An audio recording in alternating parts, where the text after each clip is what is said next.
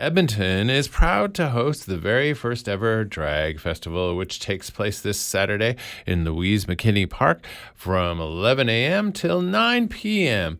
Edmonton's Drag Festival is about celebrating the art of drag performance, and it provides a platform for drag artists to showcase their talent. And, well, the goal and objective of the festival is to celebrate diversity. You can check out more information by going to edmontondragfestival.ca. But first, shedding light on the festival is one of the founders. Conroy Smith joins me now. Conroy. Hi, how are you, Tony? I'm excellent. How are things with you? So far, so good. Thanks a lot for joining me, incidentally. No worries. And I wanted to ask you, how did you get into the culture of drag? As a member of the LGBTQIA plus community, I've always fascinated with drag. So I'm from Jamaica, so I migrated here almost 10 years ago. Yeah. And that's when I first found out. I went to a drag show. Not on purpose. I went to the bar and there was a drag show with one of RuPaul's Drag Race girls. And I didn't know who the person was. And I was just fascinated by her.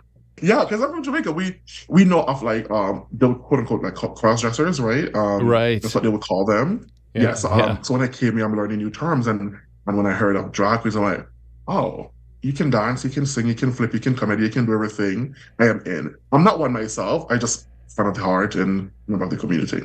You're an advocate and a Yes. proponent of the drag culture. You never wanted to get on stage? I have a fantasy that I don't think will be able to be fulfilled, that I am in Canada's Drag Race and I cannot sew, I cannot do makeup. I might have good hair because I can buy them. And then I lip sync and win everybody and I win the competition. That's my fantasy. Okay. That's the only talent So- I have. So to adopt the culture of drag, it takes an incredible amount of talent, doesn't it? Really, when you think about it, you have to Yes. be. It's a bit like being a vaudeville entertainer, and that you have to be able to do everything. You have to have some capabilities to dance, to sing. And that's one of the reasons why I love it. Because you have Beyonce, right? Beyonce can sing, she can dance, but she can't do comedy, right? Yeah. But so you never find one person who are this well-rounded, and most of the time, a drag queen has all the components, right?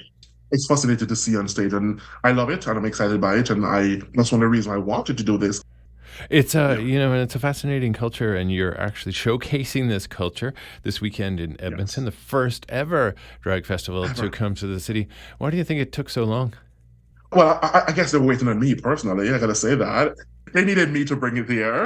No, I think I don't know. Maybe it's out of fear that it might not be accepted, or but you have branches and stuff, right? But to put it in a park like that on a grand stage, and I think things have gotten better over the years with drag. But then I was like, no, this I've never done before. Okay, Drag Fest, we're gonna give you a try. It wasn't supposed to be this big, the way it turned out to be. But we're obsessed, and we're happy to be able to bring this here in Edmonton. I loved it. I love everybody that is involved, all the people, and I just can't wait to see them in one place. And it's about love and community, right? So that's one of the reasons I think I'm more in tune to it. Love, community, diversity, inclusion.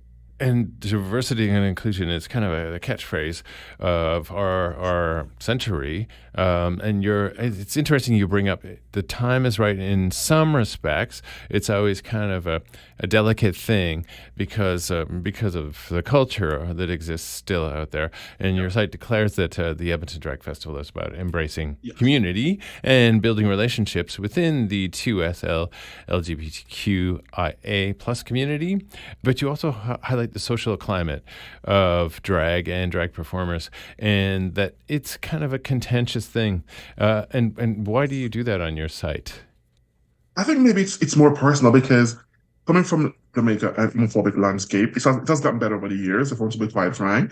But I kind of felt some level of privilege to be in a place where I don't have to be afraid of who I am, or people are on my side, if that makes sense. Right. And for me, I find it very harmful and hurtful because we're all people, and I don't think why one group of people has to be exiled out of this whole world, but yet still, where we don't talk about other issues like, for example, rape, the molestation within the community, within the other communities, the church that have affected the indigenous people. We don't see that as a problem, but we then see one of the sort of things as a problem, and I can't fathom how the reality doesn't align with what their deemed queer people has, or drag or transgender people have.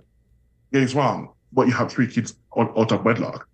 I just get really emotional for me with that because like I don't see where the indifference is if you're going to judge one and don't judge yourself.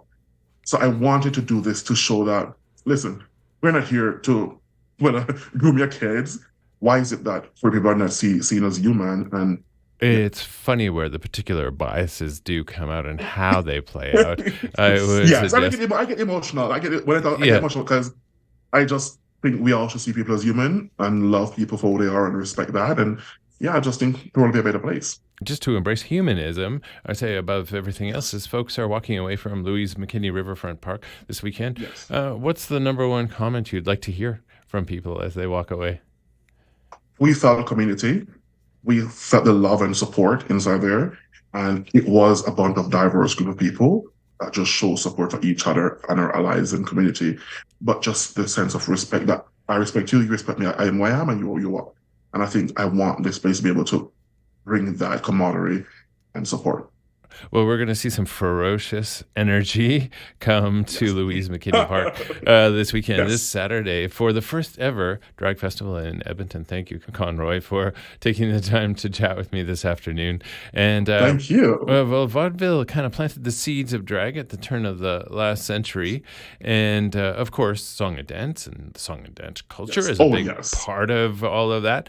And having said that, can I play a request for you? Can I play a song for you to go out of our interview? I want to play RuPaul, Call Me Mother. Right on. You got that. Love it. Thank you so much, Tony, and thank you for having me.